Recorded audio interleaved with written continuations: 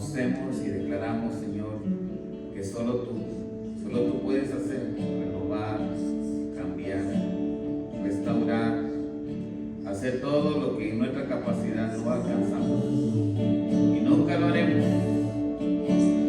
Por eso, Padre amado, hoy acudimos a ti en fe, con certeza y seguridad en nuestro corazón que nos escuchas y estás dispuesto, Señor amado, a hacer conforme a lo que tú te has propuesto hacer en medio nuestro, en tu tiempo, en tu momento y a la manera y forma que lo quieras hacer. Bendice, Padre amado, la fe de mis hermanos, de mi hermano, de mi hermana, de la madre, el padre que hoy llega, el hijo que hoy está aquí, Señor, pidiendo algo, suplicando algo, reconociendo, Padre Celestial, que solo tú puedes hacer el cambio, la transformación, la solución, la respuesta, la paz, la calma que necesitamos, la guianza que solamente en ti hay. Hoy presentamos todas las peticiones de nuestro corazón, que no quede nada, que no quede ninguna sola pendiente, sin ninguna, Señor, que quede sin reconocer tu grandeza, tu poder, tu plan, todo lo que tú eres, todo lo que tú puedes hacer, Señor. Hoy lo reconocemos, hoy agradecemos, Dios, por habernos guardado esta semana. Y al inicio de esta semana queremos hacerlo, Señor, pidiendo una vez más tu gracia, tu misericordia. Empezando un nuevo mes, hoy nos presentamos ante ti aquí en tu casa, agradecidos, pero también, Señor amado, pidiendo, rogando de tu presencia, de tu ayuda, de tu mano preciosa y poderosa, que no se ha cerrado, no se ha cortado para salvar, para bendecir, pero también para proveer. Ahí está, Señor, y te damos gracias, porque hasta hoy no nos ha hecho falta nada. Hemos tenido lo suficiente, hemos tenido lo necesario, hemos tenido cada día y cada momento lo que hemos necesitado. Hemos comido y hemos ido a dormir en paz, porque tú has estado, has sustentado nuestra alma. Pedimos que esa paz, esa quietud no se aparte de nosotros. Bendice, Padre amado, en esta mañana cada petición, todas las cosas pendientes que están en una clínica, en un hospital, en el reporte médico, en un asunto legal, en alguna corte, un asunto, Padre amado, donde dependemos de una ley civil. Padre, todas esas cosas, aún en una situación de empleo, de trabajo, los hermanos que tienen sus compañías, sus negocios, los que están empezando, los que ya tienen tiempo, Padre Celestial, cada uno de esos detalles, cada una de esas cosas de nuestra vida y nuestros quehaceres, en nuestras ocupaciones, no queremos desatender tu presencia, tu ayuda, no queremos desatender tus propósitos. Y hoy, Padre amado, venimos a ti, que eres la fuente de toda la gracia, de toda la bendición, de todo lo que hoy necesito. Hoy ponemos en tus manos, Señor, toda esta semana que viene. Queremos ir confiados, seguros, creyéndote, esperándote, sabiendo que tú, Padre amado, ya tienes la respuesta. Solo dame la gracia, solo dame tu gracia, tu presencia para asimilar, para recibir lo que tú ya has decidido hacer en medio nuestro. Hoy bendice lo que viene a continuación, la meditación de tu palabra, el libro de los libros que es abierto, Señor, para meditar, para estudiar, para escudriñar y para encontrar ahí, Señor, qué es lo que quieres, qué es lo que tienes para mí. Hoy bendice esta iglesia, esta congregación, a través de esta palabra, de esta lección. Que, Padre, una vez más tu Espíritu Santo nos guíe, nos enseñe y ministre esta palabra al punto de convencernos, al punto de inclinar nuestra voluntad hacia ti, Señor. Gracias por lo que has hecho, gracias por lo que hoy harás y gracias, Padre Celestial, por todo lo que alcanzaremos a ver en medio nuestro. A ti sea toda honra y gloria en el nombre de Cristo Jesús. Amén. Amén. Puede ocupar su lugar, hermano. Gracias por estar en pie. Ya tengo aquí las preguntas para la lección de la otra semana. Así de que, hermano Víctor, haga un favor, repártalas, por favor. Estas son para la siguiente semana. Se las doy ahorita no para que las ponga a ver ahorita, sino es para que las estudie antes de que se me olvide, porque de repente me ha pasado que otras veces se me quedan acá y después tengo que ver cómo las reparto. Así que hoy, hermanos, vamos, gracias a Dios, porque vamos a dar inicio a una nuevo material, una nueva manera de estudiar y de ver acá, ¿verdad?, lo que es su palabra. Bienvenidos todos entonces a esta hora a la casa del Señor. Muy bien, vamos a... Mire, el tema general de este trimestre, hermano, o sea, de aquí a diciembre vamos a ver este tema, este tema general de todo lo que vamos a estudiar en estos 3 meses. Gente que se encontró con Jesús. Oiga, gente que se encontró con Jesús. Y qué bueno que la palabra nos enseña, la historia nos quedó registrada ahí para enseñarnos qué hicieron, quiénes eran, qué alcanzaron a hacer. Podemos ir a ver hoy, precisamente vamos a ver para empezar, el antes y el después. O sea, ¿qué impacto tuvo el hecho de que esta persona se encontrara con Jesús? ¿Y cuál es la intención? Yo creo que a través de eso vamos a asimilar, vamos a aprender, vamos a ver y esperamos en el Señor que con ello también experimentemos, ¿verdad?, el gozo. En primer lugar, el gozo que trae encontrarnos con Cristo. O alguien no tiene gozo por haberse encontrado con Cristo. A alguien se le ha amargado la vida por encontrar a Cristo. A alguien se le ha complicado la vida, ¿verdad que no?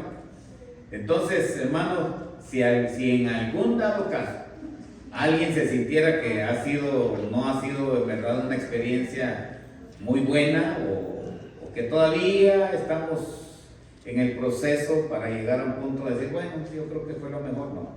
Yo creo que estas lecciones nos van a ayudar en algún momento a ver lo productivo, lo bendecido, todo lo que se puede mencionar en cuanto al encontrarnos con Jesús. Y de paso, cabe mencionar también que si alguien no ha tenido esa experiencia de encontrarse con Cristo, bueno, esta es la oportunidad.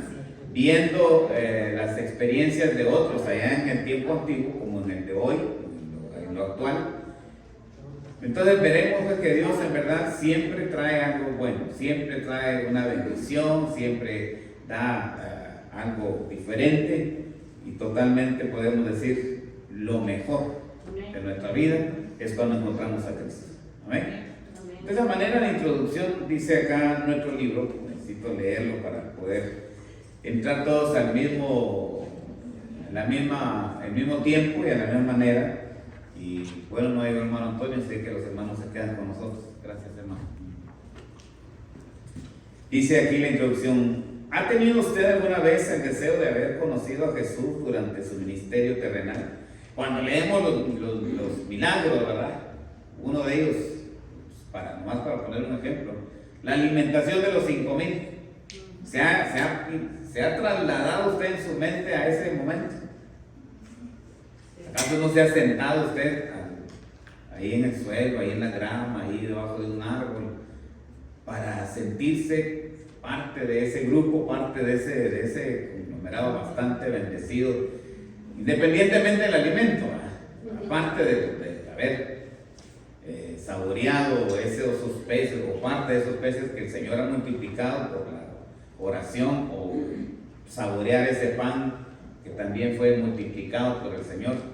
Muy aparte, muy independientemente de tener esa bendición, el hecho en sí de de escuchar la voz de Cristo, atender la enseñanza, y así pues sucesivamente muchas experiencias que a lo largo de la historia o a lo largo de la palabra nos podemos identificar y sentirnos parte de esa bendición. Cuando Lázaro fue resucitado, ¿acaso usted cuando lo lee o cuando escucha un mensaje acerca de este milagro no hubiera querido estar allá para, no sé, para cantar al Señor, para alabarse, para gozarse, ver la expresión en los rostros de sus hermanos, más bien de sus hermanas, cuando han visto a Lázaro resucitar, ver cuando Jesús manda que le quiten las vendas y cuál fue la reacción de Lázaro, cuál fue, y luego las primeras palabras de Lázaro, cuál fue su expresión, cuál fue, todo eso hubiéramos querido estar ahí.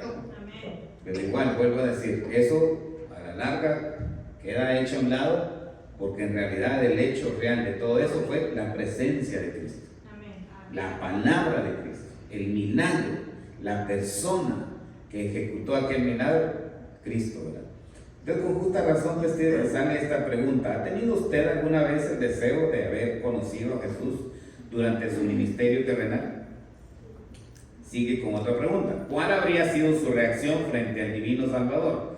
Aquí, de plano, algunas veces nos ponemos en el lado bueno. Por ejemplo, cuando Pilato le dice: ¿qué quiere que haga con él?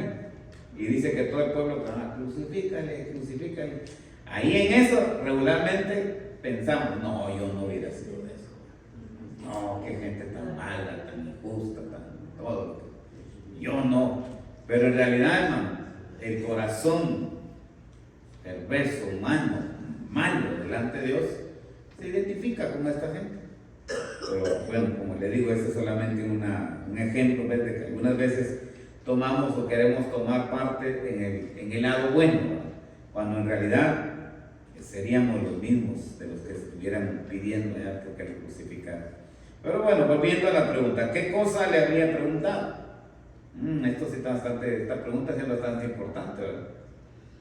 Porque entre todas las preguntas que escuchamos que se le hicieron a Cristo, de repente ha nacido alguna pregunta diferente en nuestra mente, alguna duda, alguna pregunta, algo que nos hubiera gustado conocer, saber.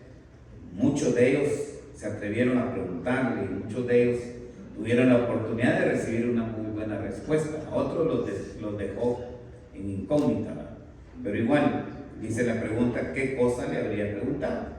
Podría haber dejado todo para seguir al Maestro hasta la cruz. Cuando nos encontramos con la historia del joven rico, decimos: qué malo, ¿verdad? ¿Cómo desaprovechó eso? Pero en la actualidad seguimos igual. No queremos compromiso, no queremos saber nada del Señor, mientras más lejos mejor y cosas así, ¿verdad? Pero bueno, la pregunta es: ¿podría haber dejado todo por seguir al Maestro hasta la cruz? Bueno, no tuvimos la oportunidad de estar ahí, no nos tocó ese tiempo, no nos tocó ese momento en la historia, pero hoy igualmente, en lo espiritual, podemos tener una actitud diferente, ¿verdad? Sigue entonces el tema de la introducción.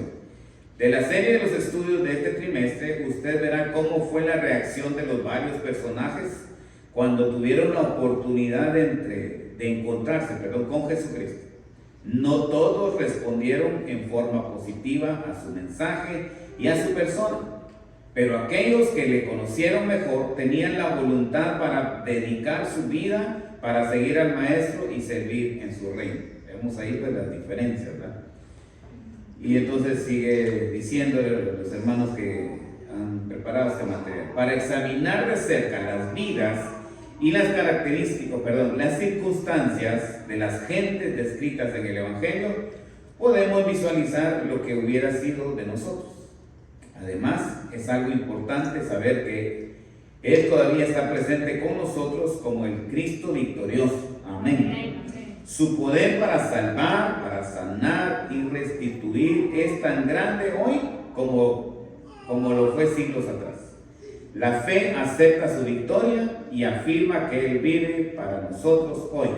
Amén. Tal vez las lecciones del presente trimestre despierten en usted una nueva inquietud por aquellos que todavía no han tenido un encuentro con el Maestro de Galilea. O tal vez usted será recordado de algunos que fueron introducidos a Cristo, pero que todavía no lo han aceptado como su Salvador personal. Para todos aquellos que tienen el deseo de acercarse más al Señor Jesucristo, las lecciones de este trimestre serán una verdadera inspiración. Ojalá, eso es lo que esperamos, ¿verdad? Entonces damos inicio pues en el nombre del Señor a este nuevo material y estudiando acerca de las personas que tuvieron la oportunidad de encontrarse, de conocer a Cristo personalmente. Hoy lo hacemos en una manera espiritual, a través de la fe, experimentamos el gozo, la alegría, el cambio, bueno, tantas cosas que yo creo que tendremos. Acuérdense que esta es escuela dominical, sé que usted tiene tiempo para compartir o preguntar, sugerir, agregar algo al tema, y esperamos con ello pues todos ser edificados en este día de escuela dominical. Amén. Muy bien, entonces entramos a las preguntas. ¿Qué les parece? Para poder ya entrar después al tema y desarrollarlo así a la manera que podamos hacerlo mejor posible. Amén. Muy bien. ¿Cuántos tienen sus preguntas? Quiero ver para llamarles de una vez y decir, hermano, ¿cuál es el número uno? De este lado, a ver, está el hermano Pérez. Aquí de este lado, ninguno más. Aquí en medio, 1, 2, hermana Dalinda. No, porque vi que levantó la mano, pero no fue para eso. 2. Y aquí en este lado, en esta sección, ninguno. Bueno, entonces nos quedamos con estos 2. Muy bien, hermano Pérez, me lee la primera y me da su respuesta. ¿Qué se necesita para exaltar a Jesucristo como Salvador? El propósito del testimonio cristiano es para exaltar a Jesucristo como Salvador. El propósito cristiano. ¿Qué se necesita para exaltar al Señor? No se necesita que usted cante, que alabe, eso es parte, ¿verdad? Pero una cosa muy importante es el testimonio cristiano. Y el testimonio cristiano no es solamente cuando usted está aquí en la iglesia y dice algo, ¿verdad? Agradece, pide o algo, no. El testimonio cristiano es, aunque todo está allá afuera, pasando la puerta, ¿verdad? Como es nuestra vida. Ese es el testimonio cristiano del cual aquí se refiere. Con ese exaltamos a Cristo como nuestro Salvador. Me gustó mucho el testimonio de nuestra hermana Olga hace días, que por cierto no ha venido la visita, ¿verdad?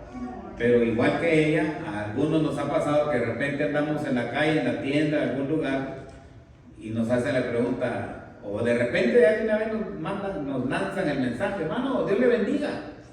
Y de repente usted no conoce a la persona, pero algo le ha dado una seguridad a esta persona o a este hermano en este caso, para decirle, hermano, Dios le bendiga, buenas tardes. ¿Por qué no me invita a su iglesia? Algo así le dijeron. Sí. Bueno, cosas así. Entonces, el testimonio, más bien el propósito de nuestro testimonio con ello es exaltar a Cristo. No hay otra cosa. Número 2, hermana Olga. Amén. Dice, ¿sobre qué hecho descansa la obra de la redención? La divinidad del Señor fue ya anunciada y la validez de su ministerio y la obra de la redención descansaba sobre este hecho. Muy bien, ¿alguien más tiene otra respuesta? El hecho en sí descansaba en que Él era el Hijo de Dios. Amén. En ese hecho descansaba que Él era, la obra de redención descansaba en el hecho de que Él es Hijo de Dios. Así es exactamente la idea. Amén. Muy bien, hermana Adriana, la número 3. Hermano, yo entendí que es uno que se viene a unir. ¿Quiénes son llamados prosélitos? Uno que ha venido a unirse. Muy bien. Sí, esta no parecía aquí, esta era de estudiar o averiguar. Muy bien, ¿alguien más tiene otro concepto, otra idea de lo que es un prosélito?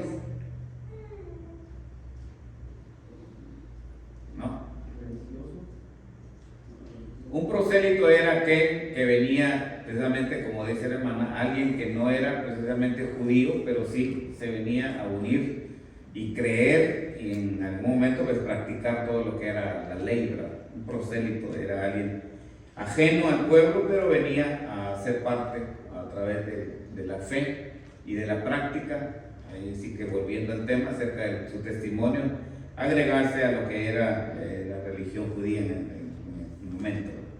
Muy bien, hermano. ¿Alguien más tiene de esta pregunta? ¿La 3? ¿No? Bueno, vamos a la 4. Número 4, hermano Pérez, una vez más. Son solo 3 que estuvieron. ¿Cuál era la razón por la cual Israel fue llamado a la familia? Israel estaba contaminada y estaba limpieza. Así es, la número 4. 4 es. La razón era por qué lo llamaban a bautismo. Era una manera para expresar que Israel estaba en condición contaminada y necesitaba limpieza. Es así, es, hermano. La 3, muy bien. La 5, hermana Olga. ¿Cuáles son las 3 razones por las que el pueblo salía a escuchar el mensaje de Juan el Bautista? Ojalá que sea. Primero, por su palabra profética, rompió el silencio de los 40 años. Segundo, el anuncio de la llegada del reino del Mesías, encendiendo entre los judíos la expectación. Tercero, la sinceridad y el mensaje directo hicieron impacto para escudriñar el corazón. Así es, por eso fue un mensaje o una presentación, palabra de Juan el Bautista, que por la misma razón venía la gente, por esa razón, porque después de mucho tiempo, después de 400 años, por cierto le han llamado los 400 años de silencio, no hubo predicación, no hubo profecía, nadie se levantó a hablar del Señor y de repente apareció Juan el Bautista. Esa fue la primera. La segunda era porque en ese mensaje se anunciaba la llegada del reino mesiánico. Y la tercera es la sinceridad del mensaje directo, hicieron impacto para escudriñar el corazón. O sea, el mensaje no era cualquiera, el mensaje tocaba el corazón. Muy bien, gracias, hermano. Hermana Adriana, la 6. ¿Cuáles serían las características del bautismo del Mesías?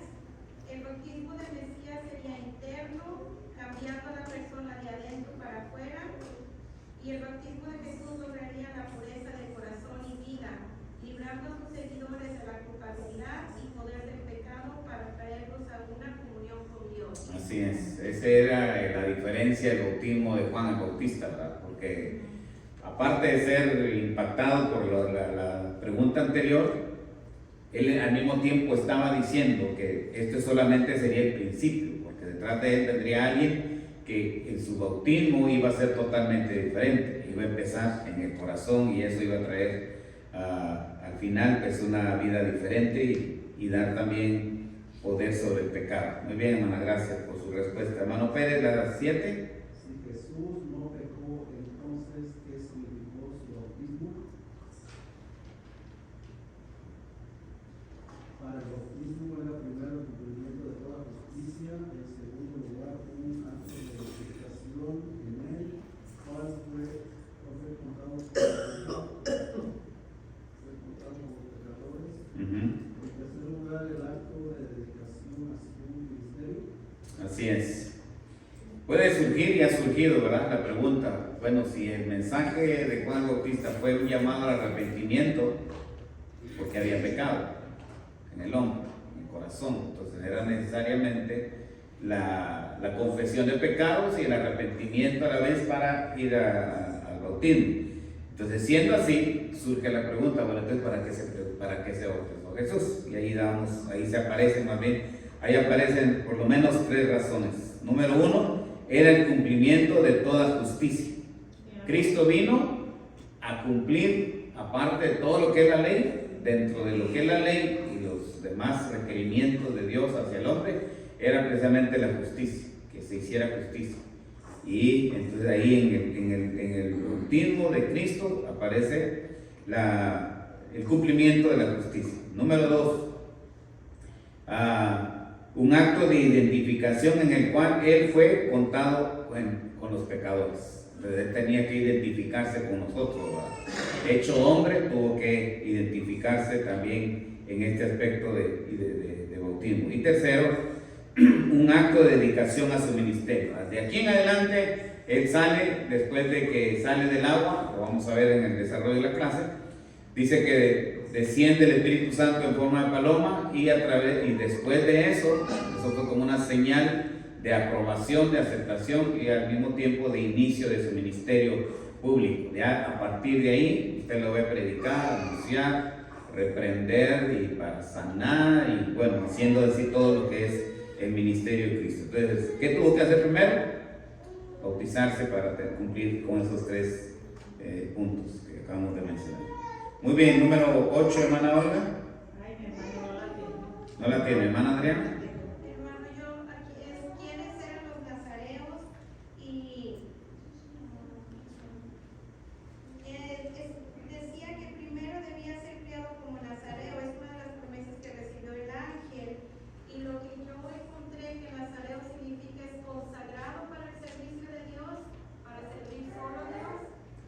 Así es. Hermano Pérez, ¿tiene algo ahí? Como que era de una línea sacerdotal. Ajá. Muy bien. Eso nos podría remontar al tiempo de Sansón. ¿Ha oído usted la historia de Sansón? Aquel que dice que era fuerte, que tenía parte de una cabellera larga y que hizo grandes cosas, ¿verdad? Y no fue hasta que perdió la cabellera que se debilitó, y con eso también perdió la presencia de Dios, y especialmente la del Espíritu Santo en su vida. Muy bien, a partir de ahí empezamos a ver todo lo que era la línea de los nazareos. No es nazareno, nazareo, sin N, nazareo. Los nazareos era una línea, especialmente en la línea sacerdotal, guardados desde su niñez, en este caso de Juan el Bautista, desde el vientre de su madre, destinados a funciones, a ministerios, a un trabajo específico para la gloria de Dios, pero tenía que tener una vida bastante marcada, apartado para la gloria del Señor. Es una de las características del nazareo. Era apartado, dedicado, única y exclusivamente para el servicio de Dios. Entonces, volviendo a la historia de Sansón, cuando Sansón desobedeció, cuando Sansón cambió todas esas reglas, una de ellas era, en cumplimiento incluso de la misma ley, era no contaminarse. Y una de las cosas que contaminaba era tocar animal o algún cuerpo humano muerto. Ahí tendríamos que mencionar y conocer algunos de los aspectos de la ley de purificación y al mismo tiempo de lo que es la contaminación, o qué hacía contaminable al hombre. Y una de las cosas que lo hacía contaminado era, mire hermano, la ley era tan extrema, tan exigente, que por ejemplo, se sentaba ahí una persona que venía contaminada por alguna enfermedad, una situación que la ley lo ponía en una condición de gente contaminada, lepra o cosas así. Se sentaba ahí y se levantaba, y yo me iba a sentar ahí, automáticamente la ley lo establecía. Aquí tendríamos que ir a revisar el Levítico y Deuteronomio para ver todo eso. Yo mismo, la ley me ponía en condición de contaminar. Entonces, para eso tenía que pasar un proceso de purificación, de limpieza, para una vez más, después de ese proceso, una ceremonia, venirme a presentar ante el sacerdote, y el sacerdote hacía un ritual allá de purificación, de lavamiento, de sangre, le ponían sangre detrás de las orejas y detrás del dedo, algo así, no recuerdo bien los datos. El asunto es de que era un ritual, para que al final el hermano Jaime ya fuera nombrado, pues ya puro, ya pasó, ya fue libre de control. Entonces, mire la rigidez y lo serio de la ley en cuanto a la impureza. Y eso se le recalcaba, se le recomendaba tanto a esa línea de los nazareos, de guardarse, de cuidarse. Y, ¿quién le dije? Sansón fracasó en eso. Iban de camino, para empezar, ¿para dónde iban? Iban a pedir a la que iba a ser, o la que fue su esposa, que no era ni israelita, era una, se me fue el nombre, pero no israelita, no era del pueblo de Israel. Y esa era también, tenía que cumplirse. Él tenía que buscar una esposa, o sea, una mujer que fuera del mismo pueblo. No, ¿qué hizo? Fue y buscó a una que no fuera una ismaelita, yo creo que. Bueno, el asunto es que no era parte del pueblo de Israel. Para empezar ahí ya empezó mal. Iban de camino a buscar a esta muchacha, cuando en el camino se encuentra a un león muerto a la orilla del camino, y había miel. Yo creo que mató al león, y luego de regreso, cuando ya venían de vuelta, encontró el mismo león muerto ahí, pero adentro del león, en la boca, o no sé parte del cuerpo del león, había un panal de abejas. Y vino y lo tomó. ¿Qué pasó en ese momento? Era contaminación. Se acercó y tocó un cuerpo muerto. Lo tomó y no solamente comió el ambiente, sino le compartió a sus papás. Y sí dijeron que yo no sé si por inocencia, porque comieron la miel. Entonces, eso fue un mensaje que yo di hace mucho tiempo, me recuerdo ahorita. El nivel de purificación que tenía que guardarse el nazareo. Y bueno, volviendo a eso es para darle respuesta a lo que es el nazareo, yo creo que me extendí mucho. ¿Verdad? Bueno, la número 9, hermano Pérez. ¿Qué simbolismo tiene el bautismo? El abandonar la vieja manera de vivir y abrazar una nueva. Así es, eso es un significado, un simbolismo del bautismo. Eso ya sería para los hermanos que se van a bautizar. El simbolismo del bautismo es abandonar la vieja manera de vivir y abrazar una nueva. O sea, las cosas viejas pasaron. He aquí, algunas, no todas. O sea, es un cambio total. Y así que, hermanos, eso entra a favor pues de la clase de los bautismos. El bautismo entonces tiene ese simbolismo. La 10, hermana Olga. Sí. ¿Cuál fue el asunto fundamental de la obra de Cristo?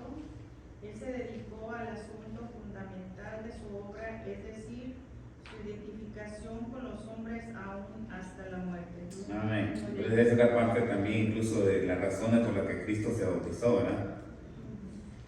Él se dedicó al asunto fundamental de la obra, de su obra. O sea, es decir, la identificación con los hombres aún hasta la muerte. Amén. Muy bien. Entonces, miren, hermanos, ahora entramos a considerar nuestro texto bíblico. Estamos en Marcos capítulo 1. Espero que esta tarde aprendamos con la ayuda del Señor que se lleve adelante el propósito, ¿verdad? Que es escudriñar la escritura, porque ellas hablan de mí, dijo Cristo. Ellas enseñan quién es, ellas nos muestran todo su plan, su propósito y todo lo que podemos en esta tarde aprender. Muy bien, dice ahí, vamos a leer los primeros versículos del Evangelio de San Marcos capítulo 1. Lo leemos alternadamente, ¿qué le parece? Para que todos participemos. Yo leo el primero, ustedes siguen el segundo y así nos unimos todos en el 11. Dice, principio del Evangelio de Jesucristo, Hijo de Dios.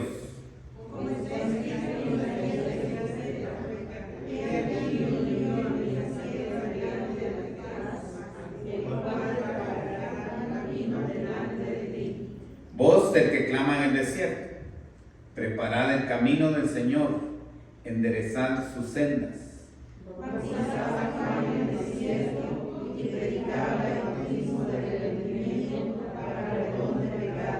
Y salían a él toda la provincia de Judea y todos los de Jerusalén, y eran bautizados por él en el río Jordán, confesando sus pecados.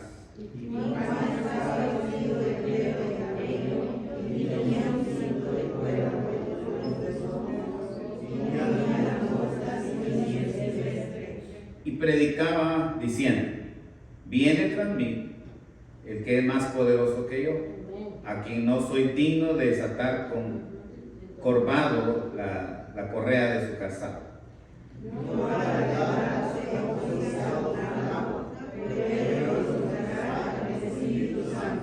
Aconteció en aquellos días que Jesús vino de Nazaret de Galilea y fue bautizado por Juan en el Jordán.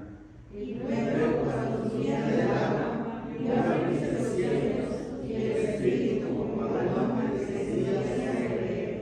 Todos juntos. Y vino una voz de los cielos que decía, tú eres mi Hijo amado, en ti tengo complacencia. Amén. En su lugar, hermano, gracias por estar en pie. Muy bien, voy a pedirle a hermano Pérez, hermano René y hermano Ernesto. Lea, hermano Pérez, Marcos 1:1, hermano René, Lucas 1:1 y 2, y hermano Ernesto, Juan 1:1. Así con voz fuerte, los escogí porque tienen una voz. Marcos 1:1. Principio del Evangelio de Jesucristo, Hijo de Dios. Amén. Gracias, hermano. A ver, hermano René, a usted le tocaron 2 versículos, 1 y 2 de Lucas 1. Puesto que muchos han tratado de poner en orden la historia de las cosas que entre nosotros han sido ciertísimas, tal como nos enseñaron los que desde el principio lo vieron con sus ojos y fueron ministros de la palabra. Amén. Gracias, hermano. A ver, hermano Ernesto, Juan 1:1. En el principio era el Verbo, y el Verbo era con Dios, y el Verbo era Dios. Muy bien, gracias, hermano. ¿Prestaron atención a esos 3 versículos? De repente alguien los tomó a los 3, ¿verdad? Alguien que diga, ¿qué tienen en común estos 3 versículos? Todos se refieren a Dios. Todos se refieren a Dios. Muy bien, gracias. ¿Qué tienen en común estos 3 versículos?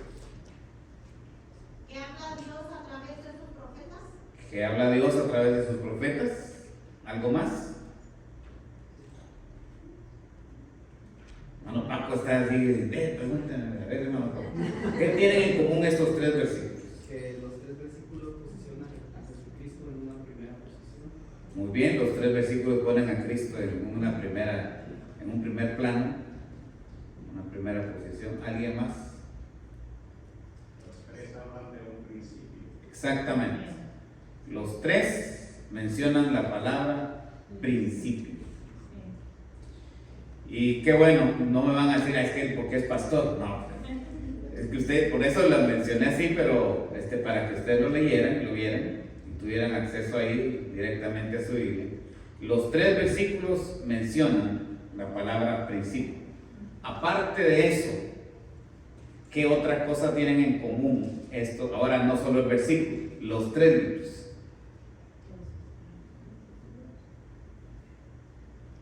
Ya no solo el versículo, ¿verdad? Ahora el libro total. ¿Qué tienen en común esos 3 libros?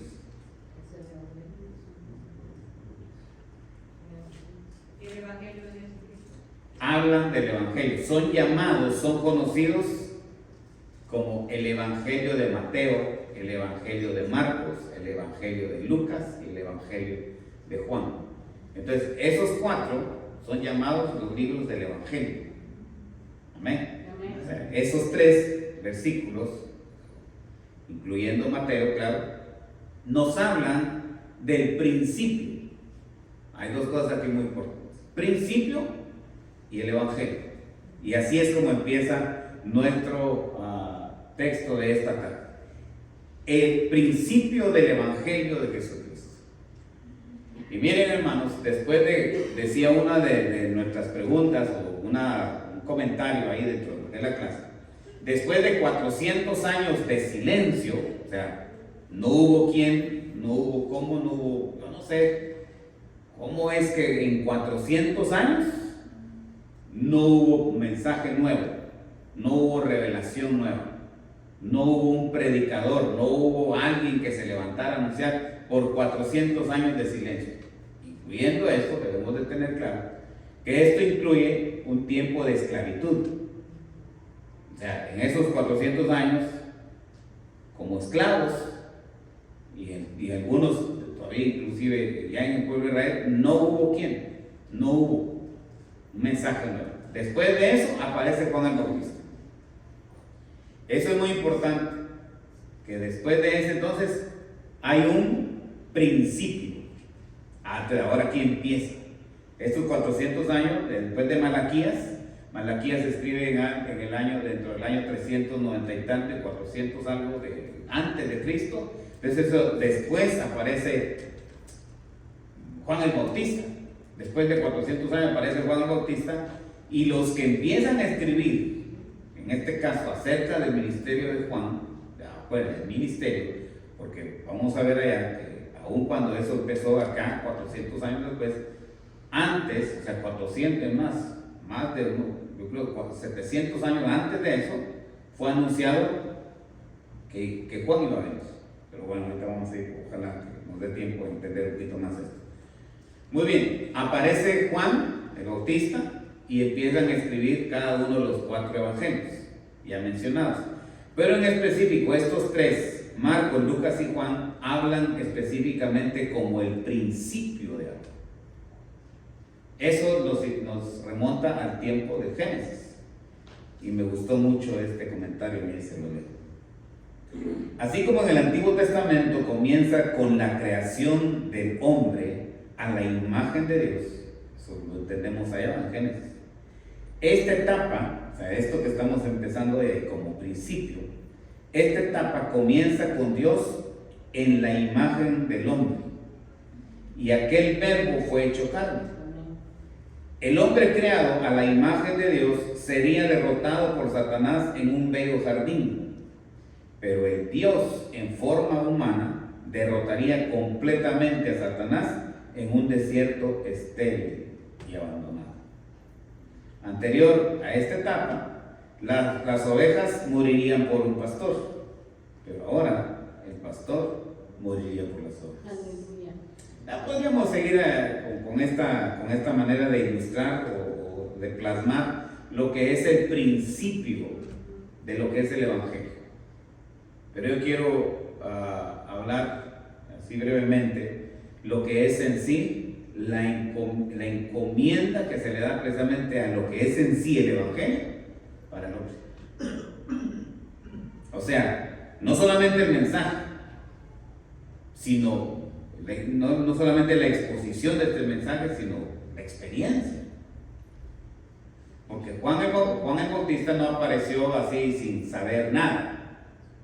Juan el Bautista no llegó allá solamente porque lo mandaron a hacerlo. Veamos entonces que tendríamos que ir remontarnos un poquito a lo que son el resto de evangelios y ver qué encontramos acerca de él para poder entender.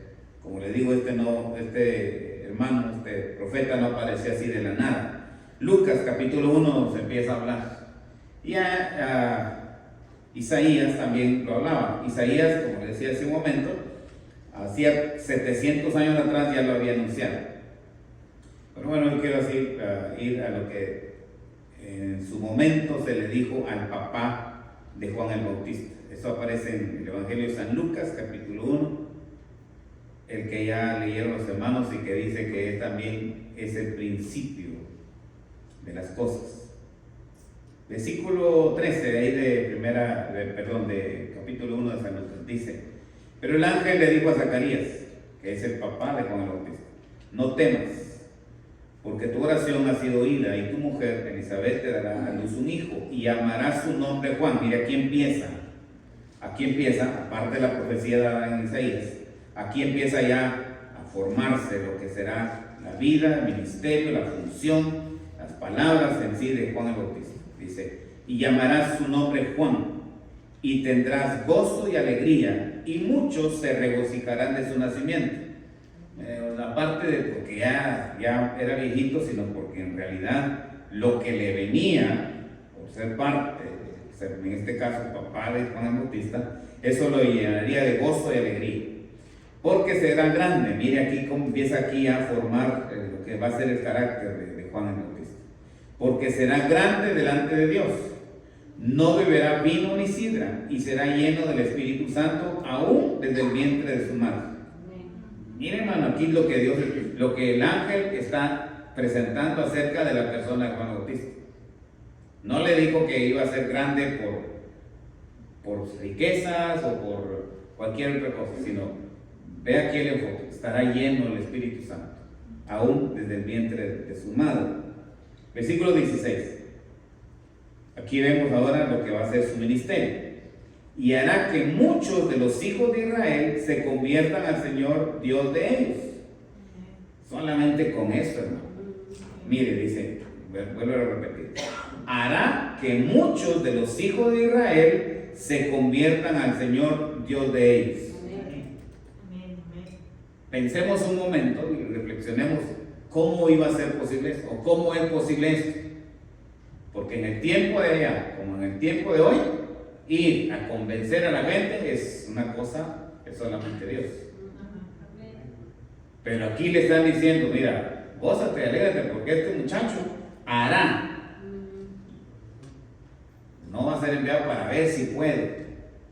No va a ver si alcanza a hacerlo, no. Hará que muchos de los hijos de Israel se conviertan al Señor. Gloria a Dios, amén. Miren, hermano, que aparte de darle que iba a estar lleno del Espíritu Santo y todo lo más en el vientre mismo de su madre, mire lo que ahora ya Dios, porque aquí es Dios, el que está viéndolo ya como un hecho.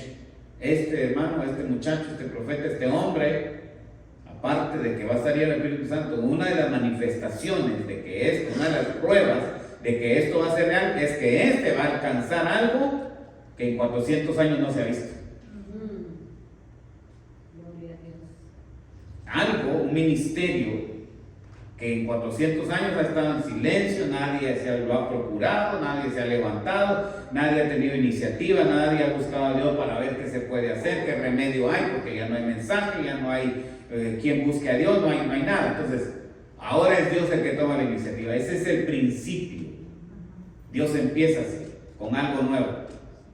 Y empieza él mismo a obrar, a preparar el terreno, a preparar a la gente, a preparar sus instrumentos, y en este caso prepara a su profeta. Dice que él hará que muchos de los hijos de Israel se conviertan al Señor. Sigue diciendo que eso no es todo. E irá delante de él con el espíritu y el poder de Elías. Usted, regresamos un tiempo al Antiguo Testamento y vemos el ministerio del profeta Elías.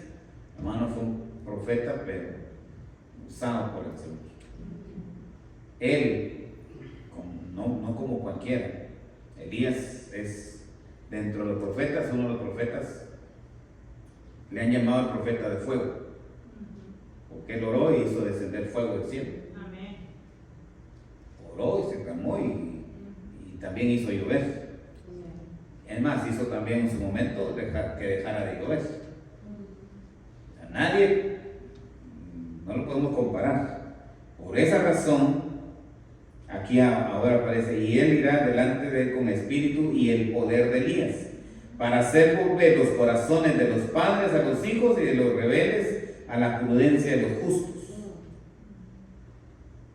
¿Por qué razón? Dice acá, hacer volver el corazón de los padres a los hijos. Porque precisamente tiene que enfocar un punto acá, que es una palabra, un tema general, a la familia. ¿Por qué no dijo, no sé, a los reyes, lo va a hacer volver el corazón de los reyes al pueblo, o el pueblo al rey? Aquí va a haber unión acá entre el poder y el pueblo. Hubiera sido bien, ¿no? Porque en aquel tiempo había división. Va a haber una aceptación entre Roma e Israel, o los ismaelitas y los israelitas. Había una manera de ser. Pero ¿por qué precisamente uno de los puntos o una de las preocupaciones, vamos a llamarle así, de parte de Dios para una encomienda para su profeta, que hoy empieza algo nuevo, es precisamente la familia?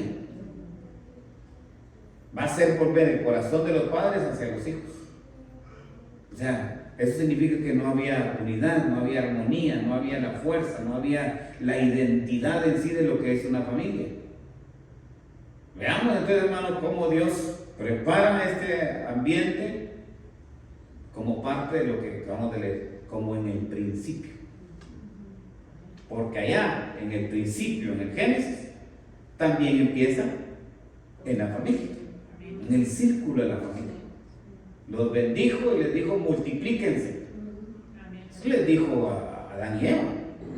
¿Eso qué significa? Familia, círculo familiar, una multiplicación, una identidad, un ambiente, un círculo, un asunto de familia, donde en aquel entonces no había maldad. Porque eso apenas Dios los está formando, Dios los está diciendo, vayan, juzguen, señoreen, multiplíquense, hagan todo con la bendición de Dios. aquel ambiente buenísimo. Pero hoy acá, en este caso, para el nuevo principio de lo que es el Evangelio, una vez más Dios pone en un punto de importancia el círculo familiar. Vea qué importante, hermano, es para Dios su familia, mi familia. Amén, gloria a Dios. ¿No cree usted que también debería ser nuestra preocupación? Amén. Si es la preocupación de Dios, ¿por qué usted y yo vamos a que miren cómo le hacen? No. En el amor, en el cariño y en el nombre del Señor, preocupémonos por nuestros hijos. No solamente de orar por ellos, aconséjelos. Algunos, como el caso nuestro, ya tienen su familia, por ahí anda ahí cuidando al niño. Pero igual hay que aconsejarlo, hay que velar, porque ellos, nuestra armonía, nuestra comunión, nuestra identidad, esté bajo la bendición de Dios. Amén. Mira, a mí me gozo, me alegro cómo Dios en cada detalle, en cada punto manifiesta sus prioridades. Y dentro de este caso había muchas otras cosas que pensar. El engrandecimiento de Israel, por ejemplo. Mira que él lo prometió a Abraham: haré de ti una nación grande. Lo veíamos hace unos días acá. ¿Por qué esto no se lo encomendó a Juan Bautista? Claro, no fue de esa manera, pero para ser grande Israel tenía que unir a la familia. Una familia unida hace que más bien una pareja unida, esposo y esposa unidos y sus familias unidos, hacen una familia unida. Una familia unida hace que un vecindario unido, porque el vecino va a ver y el vecino va a querer, el vecino también va a querer lo mismo. Pero vayamos más allá, una familia unida va a ser una iglesia unida. Amén, gloria a Dios. Una iglesia de bendición, una iglesia que tiene identidad, tiene unidad, tiene fuerza, tiene todo lo que Dios quiere.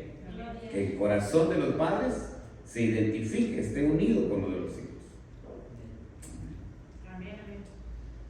Pero no solamente eso, de los rebeldes a la prudencia de los justos. Los rebeldes. Mira cómo Dios también piensa en los rebeldes.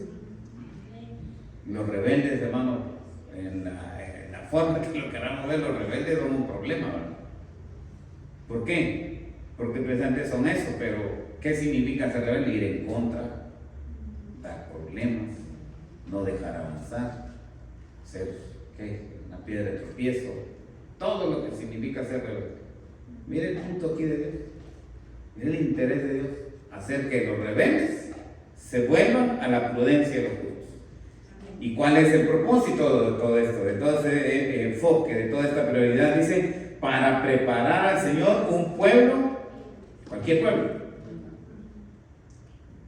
Mire la característica que Dios espera del ministerio de Juan Bautista. Para preparar al Señor un pueblo bien dispuesto. O sea, que se van a acabar la división, porque papá y los hijos van a estar unidos. Se va a acabar los problemas, porque el rebelde va a estar ya cambiado. Se va a agregar a la causa, a la prudencia de los justos. Y todo esto va a hacer que el pueblo esté bien dispuesto. Mire, hermano, cómo es el interés de Dios, cómo es el deseo de su corazón. Y alguna vez pensamos, ¿qué querrá Dios de nosotros? Nos ponemos a pensar o a preocuparnos. ¿En verdad qué querrá Dios de nosotros? Mírenlo acá. A lo mejor tal vez no fue la preocupación o el afán o el interés de ver qué es lo que quiere de nosotros. Y a Dios aquí nos está presentando, dentro de todos sus propósitos, ¿cuál es? Que su pueblo esté bien dispuesto con esta actitud de unidad, de fortaleza, de identidad, de sentir lo mismo, de buscar lo mismo, de consentir lo mismo, buscando siempre lo mismo de parte de Dios. Eso es tener un buen corazón, una buena vida para con Dios. Bueno, eso era el propósito de Dios, el plan de Dios para con Juan el Bautista. Pero la Biblia nos habla un poquito más de esto. Ahí mismo en ese capítulo 1, que es bastante largo, del Evangelio de San Lucas, Mire lo que ya, cuando ya el niño nace, pasó el tiempo, llegó por fin el cumplimiento de esto. Ya estábamos solamente con el anuncio y lo dicho por Dios y por específicamente por el ángel para lo que iba a ser Juan. Bueno, llegó el momento del cumplimiento. Versículo 66, hay otros versículos anteriores, pero yo quiero llegar al 66. Y dice, y todos los que las oían, o sea, oyeron del nacimiento de Juan, oyeron incluso de su nombre, oyeron de la bendición, de la alegría que traía. Y dice acá, todos los que oían las guardaban en su corazón, diciendo, ¿quién pues será este niño? Es lo que se preguntaban solamente con saber su nombre y lo que ya Dios había dicho de él. Y hay algo que confirma todo esto. Ahí termina el versículo 66 y dice, y la mano del Señor estaba con él. Amén. Gloria a Dios. Amén. Gloria a Dios por eso. Pero para completar esto, ahora viene el papá, Zacarías, que por un momento quedó mudo mientras el niño no nacía, porque cuando él recibió el anuncio como que no creyó, no creyó, y en señal de su incredulidad el Señor lo manda a quedarse mudo. No vas a hablar en todos estos 9 meses, pongámosle los 9 meses, por 9 meses no vas a hablar, Zacarías, por haber dudado, por no haber creído, hasta que el niño nazca no te vas a poder hablar. Qué castigo, ¿no? Aguantarse a hablar 9 meses, no decir una sola palabra, ni hola, ni quiero café, ni quiero unas tortillas de nada, no pudo pedir nada porque estaba mudo. Es más, cuando nace el niño, como el papá no había dicho nada, todos le empezaron a llamar Zacarías, el junior, Zacarías, el niño Zacarías. Y cuando llegan allá con Elizabeth, dije, ¿cómo está Zacarías? Zacarías, no se va a llamar Zacarías. ¿Y cómo se va a llamar? Se va a llamar Juan. Juan, no hay nadie que se llame Juan. Sí, pero así se va a llamar. Pregúntenle a Zacarías, ¿cómo si no hablan? Él se mandó a traer una tablita allá y escribió, este niño se va a llamar Juan. Se acabó. Ah, bueno. Entonces por eso ahí dice, bueno, toda la gente sorprendida de esto, aún del nombre de Juan, pues esperaban, dice, y se preguntaban, ¿quién pues será este niño? Nada más y nada menos que Juan el Bautista. Con lo que ya Isaías y otros los profetas anunciaron en su cumplimiento, el ángel vino a anunciarlo, Zacarías no lo creyó, pero igual el Señor va a seguir adelante y va a sacar adelante sus propósitos y todo lo que Él se ha propuesto hacer. En este caso nació el niño, todos contentos, todos felices y ¡pum! Ahí llegó. Bueno, en su alegría le devolvieron el habla a Zacarías y ya hablando, mire lo que escribe acerca de Zacarías. Ahí está en el libro, ahí mismo, en capítulo 1 de Lucas, versículo 76. Después de alabar a Dios y todo, ahora habla específicamente la profecía de Zacarías, en este caso para Juan el Bautista, dice, y tú niño, profeta del Altísimo serás llamado. Miren, nada más y nada menos, profeta del Altísimo serás llamado, porque irás delante de la presencia del Señor para preparar sus caminos, para dar conocimiento de salvación a su pueblo, para perdón de sus pecados. Pero oye, hermano, nos nace un niño, este tiene que ser igual que el papá. ¿Y el papá qué es? No sé cómo llamarle, pero vamos a pensar que es un buen abogado, es un buen doctor, es un buen empresario. Lo primerito, tenemos la tendencia. Es muy raro, y déjenme meterme ahí, los que dicen o los que decimos, este va a ser un buen predicador. Que yo, por cierto, déjenme confesarle, yo ya me atreví a decirlo, pero no con mis hijos, sino con mi nieto. Agarré a mi nieto y dije, este va a ser pastor, y me mandaron a callar. Pero yo sigo orando. Y con el segundo de mis nietos, hace poco, yo estaba leyendo, estudiando con él, y de repente salió en el cuarto y lo primero a celebrar al niño. Me lo senté acá, y ¿qué cree lo que hizo el niño primero?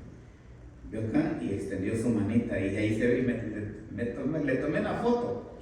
Y ahí se ve como que si el niño estuviera diciéndome dónde tengo que leer, pero así se ve y así lo interpreté yo. Y ya no he querido decir lo mismo, pero si esa es una señal de que mi petición en algún momento va a ser contestada, gloria a Dios, con él, con el otro. Pero yo, una petición que le he dicho, no sé si usted me ha prestado atención, pero una de mis peticiones acá con el Señor es que dentro de mis generaciones, las que vienen, no falte presión, con uno que se levante para predicar la palabra del Señor.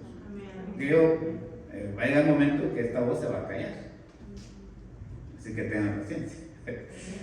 Pero yo le oro a Dios que de aquí en adelante alguien más, en medio de mis generaciones, se levante uno.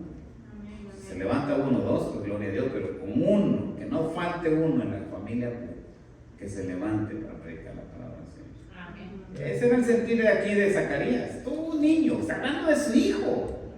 Tú, niño, serás llamado hijo, profeta del Altísimo. Qué privilegio, hermano, ver, anunciar, sentir esa pasión, porque no creas que dice, no crean que Zacarías está diciendo, niño, lástima de ti, vas a lo que veniste. No, él está hablando con gozo, con alegría, con una certeza en su corazón que lo que viene para su familia y en específico para ese niño es que va a ser nada más y nada menos un instrumento en las manos del Señor para salvación.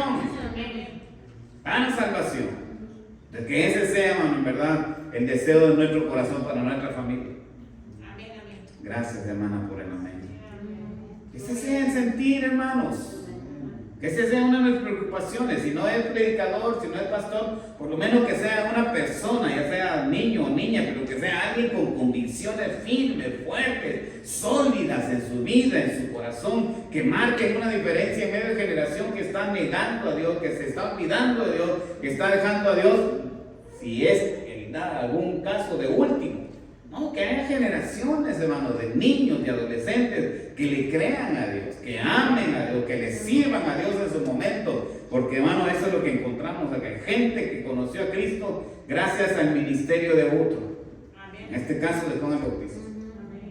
Juan para eso fue destinado, para eso fue preparado, para eso fue enviado, para eso fue profetizado. Y su padre, Zacarías, se gozó, se regocijó al verse favorecido de parte de Dios. Así de que, hermano, anime, exhorte, haga algo para que en medio de su familia, por lo menos haya alguien que toque la guitarra, que toque el teclado, que haga algo aquí enfrente. Hagamos algo por nuestras futuras generaciones. Amén. Eso lo hace cuando hay alguien que conoce al Señor.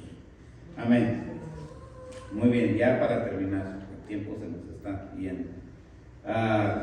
Encontramos también en otro evangelio, también en otro libro de los evangelios, en lo que es parte también del ministerio, la vida de Juan el Bautista.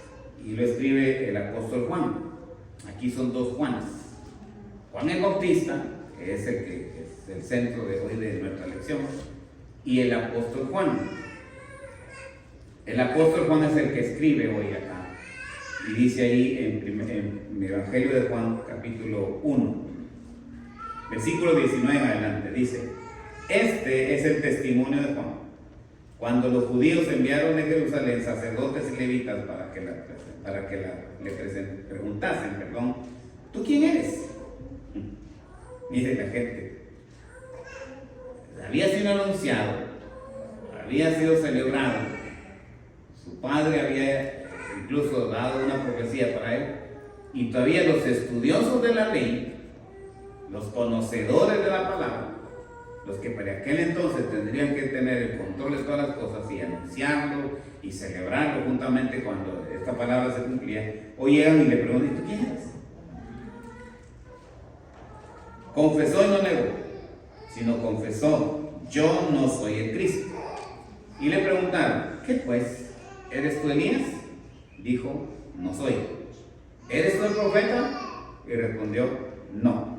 En este caso, en este punto, en esta pregunta, es que el pueblo de Israel, en aquel tiempo, estaban esperando un profeta, o en este caso, el profeta que hablaría no solamente para preparar el ministerio, sino más bien siendo él el Mesías. Cuando ¿eres tú el profeta? Están preguntando, ¿eres tú el Mesías? ¿Eres tú el enviado? Por eso él respondió, no. Le dijeron, pues entonces ¿quién eres? Para que demos respuesta a los que nos han enviado. ¿Qué dices de ti mismo? Ahora mira el testimonio que yo soy la voz de uno que clama en el desierto, enderezad el camino del Señor, como dijo el profeta Isaías. Y los que habían sido enviados eran de los fariseos. Y le preguntaron y le dijeron, ¿por qué pues bautizas si tú no eres el Cristo, ni Elías, ni el profeta? Juan le respondió diciendo, yo bautizo con agua, mas en medio de vosotros está uno a quien vosotros no conocéis. Miren, eso es lo triste. Estando Cristo en aquel tiempo, como decíamos al inicio de la manera de introducción, estando Cristo en medio de ellos, había mucha gente que no sabía ni siquiera que Él ya estaba en medio de ellos. Pedro le contesta, versículo 26, Juan le respondió diciendo, yo bautizo con agua, mas en medio de vosotros está uno a quien vosotros no conocéis. Este es el que viene después de mí, el que es antes de mí, el cual yo no soy digno de desatar la correa de casado. Estas cosas sucedieron en Betábara, al otro lado del Jordán, donde Juan estaba bautizando. Bueno, este es el testimonio de Juan, el que iba a preparar el camino. Mire la declaración que da. Él aprovecha el momento de que lo han ido a cuestionar y responde. En medio de ustedes está uno que usted no conoce. Él los va a bautizar. O sea, en otro momento o con otras perspectivas de su ministerio, él hubiera dicho, yo soy un enviado de Dios. El bautismo que yo les estoy dando, ustedes lo tienen que aceptar, ustedes tienen que estar de mi lado, porque yo soy un enviado de Dios. No, él dejó en lado esas cuestiones. Él no venía a hablar de él. Dice unos versículos anteriores del apóstol Juan escribiendo, dice, no era él la luz. Hubo un hombre enviado de Dios, el cual se llamaba Juan, así sencillo. No era la luz. Este vino para dar testimonio de la luz, y es precisamente lo que está diciendo. Cuando le preguntan esto, él no menciona lo más mínimo a qué se refiere su ministerio o cuál va a ser, ¿no? Él va y después de dar una explicación de él, así rápida y corta, inmediatamente va y dice, hay alguien que viene detrás de mí, es más grande que yo, es antes que yo. Yo no soy digno ni siquiera de inclinarme a desatar la correa de sus sandalias. ¿Sabe lo que está diciendo él? Porque el que se inclinaba allá en las casas a desatar la correa de los que visitaban era el trabajo de los esclavos. Esa era la función del esclavo. Cuando llegaba la visita, cuando llegaba además el amo, el dueño de la casa, lo primerito que hacía el amo era desatarle, traerle junta y lavar los pies.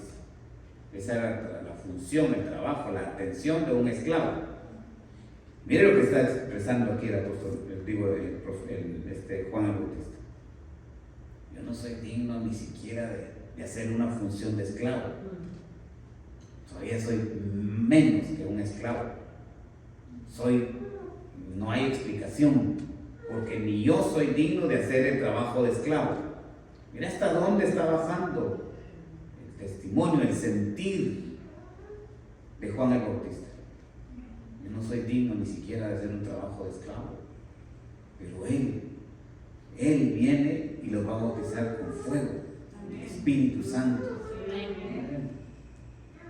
Yo quiero ir, ya para ir cerrando, aparte de esta expresión, hay mucho que hablar todavía del ministerio Juan, pero yo quiero terminar con esto, que en verdad significa, no sé cómo llamarlo, algo más grande, algo más glorioso, algo más de todo eso. Mire lo que ha dicho, yo no soy digno de hacer un trabajo de esclavo, pero con todo y esto, mire lo que él expresa ahí en el Evangelio de Juan, capítulo 3, versículo 30.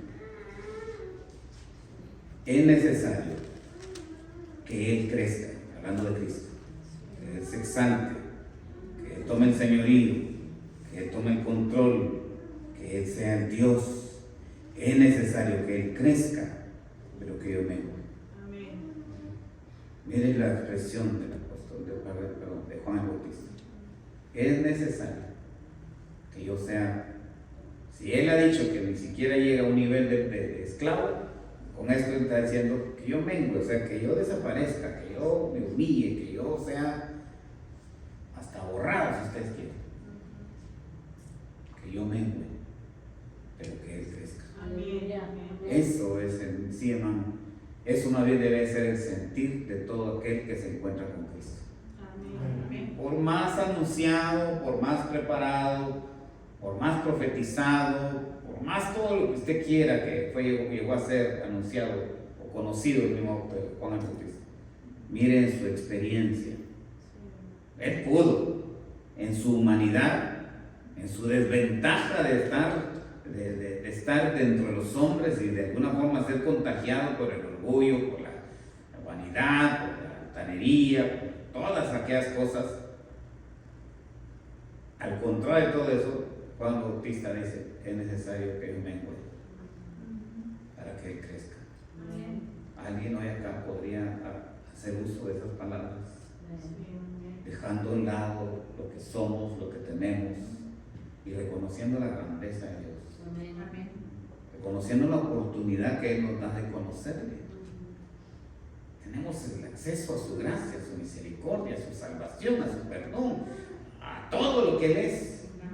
Entremos humillándonos, no diga, pues yo no merezco, yo me gané este favor.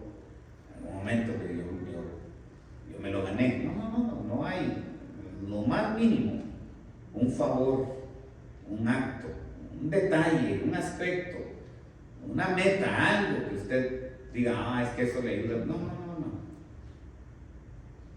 Desarmémonos de toda cosa, de todo argumento, de toda justificación, de todas las cosas. Y expresemos lo que aquí Juan el Bautista dice. Es necesario que yo mengue, que Él crezca. Vamos a hacer bien esta hora. Padre, te damos gracias. Porque cuando nuestro corazón, contaminado, salpicado de maldad, contagiado, echado a perder, arruinado por el pecado, nos encontramos con la luz verdadera, amén, con aquella luz que nos alumbra, que nos ilumina, que nos enseña, que nos muestra nuestra condición.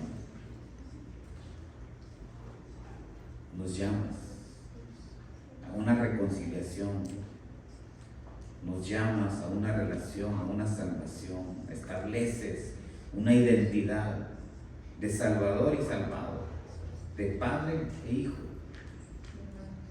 de pastor y oveja. Estableces eso, esa identidad.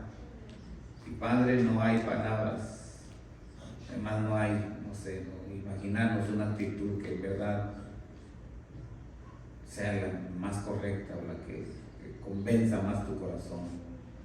Pero en esta hora, Padre, aquí